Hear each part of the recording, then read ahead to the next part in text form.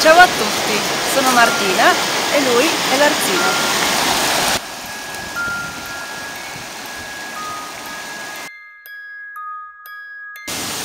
Abbiamo la possibilità della realizzazione di un impianto che produrrà un'energia superflua e insignificante, quantitativo veramente basso, con un impatto sull'ambiente elevatissimo ed irreversibile e che non porterà praticamente nessun provente alla collettività.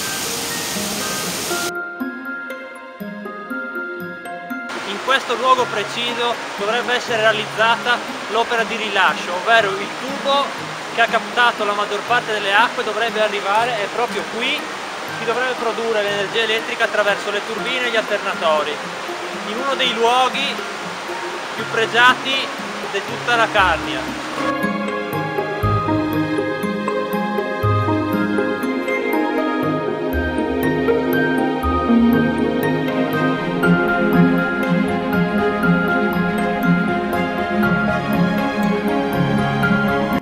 Ecco che una catena di così tante specie è difficile da trovare e certo non le troviamo in corsi d'acqua degradati, soprattutto per effetto delle captazioni per scopo idroelettrico.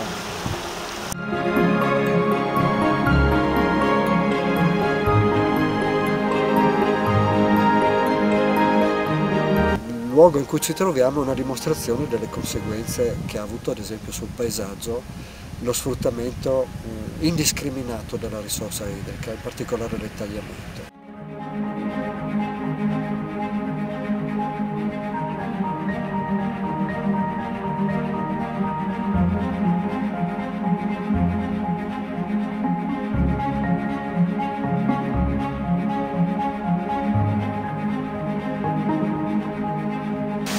Cambiano gli scenari, però l'Arzino è sempre lui, un nobile, un fiume nobile da rispettare.